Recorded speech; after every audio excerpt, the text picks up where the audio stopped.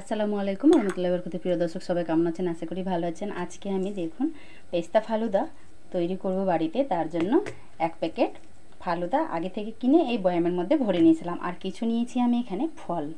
তো বন্ধুরা, এই যে ফালুদা আছে, ফালুদার মধ্যে কোনো কিছুই একদম চিনি দিতে হবে না, সব কিছু দেওয়াই আছে। তার জন্য এখানে আমি হাফ লিটার দুধ আগে থেকেই গরম হতে চাপিয়ে দিয়েছি। দুধটা এখানে বেশ গরম হয়ে এসছে। এখানে আমি এবারে এই ফালুদাগুলো এই বয়াম থেকে সম্পূর্ণ ঢেলে দিয়ে দিচ্ছি। আপনারা চাইলে পরে আরও কম বা বেশি করতে পারেন। তো এখানে আমি সম্পূর্ণই ফালুদাগুলো ঢেলে দিলাম। ঢেলে দেওয়ার পর এবারে এখানে আমি চুলার জালটা মিডিয়ামে করে অনবরত নেড়ে চেড়ে এটাকে আগে রান্না করে নেব। তো চলো এটাকে আমি রান্না করে তারপরে দেখাচ্ছি। তো বন্ধুরা দেখুন, এখানে খুব সুন্দরভাবে ফালুদাটা রান্না হয়ে গেছে, আর বেশ অনেকটাই ঘন হয়ে গেছে। ঠান্ডা হয়ে আরও ঘন হয়ে যাবে। তো এবারে আমি চুলার জালটাকে বন্ধ করে বাস এই ফালুদার হাঁড়িটাকে নামিয়ে ডাইনিংয়ে নিয়ে চলে যাচ্ছি।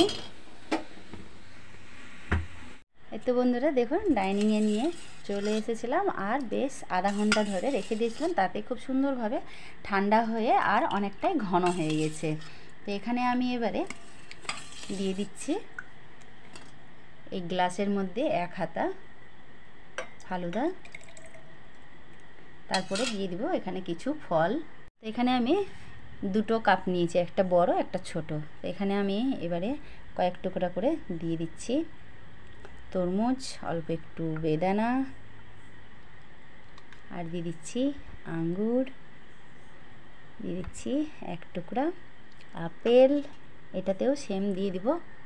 বন্ধুরা জেলিগুলো রেখে দিয়েছিলাম, আমার পুচকু অনেকগুলোই খেয়ে নিয়েছে। আর এই যে বড়টা ছিলই, তো এটাকেও আমি এইভাবে ডুমো ডুমো করে কেটে নিলাম।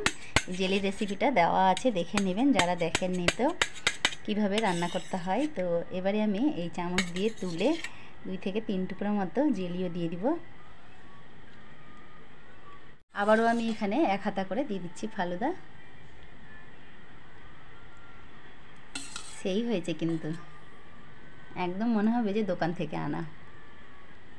তো বন্ধুরা পুরো এইভাবে রেডি করে তারপরে দেখাচ্ছি। তো দেখুন এইভাবে করে আমি সাজিয়ে নিয়েছি, আর এখানে আমি যে আইসক্রিম তৈরি করেছিলাম সেই আইসক্রিমটা নিয়ে এসেছি। এই আইসক্রিমও এখান থেকে চামচ দিয়ে তুলে এই ফালুদার উপর দিয়ে দিচ্ছি। এই যে চামচ দিয়ে এইভাবে তুলে ব্যাস আইসক্রিমটা এখানে দিয়ে দিব। আর কি সুন্দর একদম হয়েছে দেখুন। এবারে উপর থেকে দিয়ে দিব অল্প একটু রুয়াবজা। তো বন্ধুরা আজকের আমার এই পেস্তা ফ্লেভারের এইভাবে ফল দিয়ে আর আইসক্রিম দিয়ে ফালুদার রেসিপিটা ভালো লেগে থাকলে ভিডিওটাকে বেশি বেশি শেয়ার করবেন। ভালো লাগলে একটা করে লাইক দিবেন। আর আমার পুচকু খাওয়ার জন্য বসে আছে।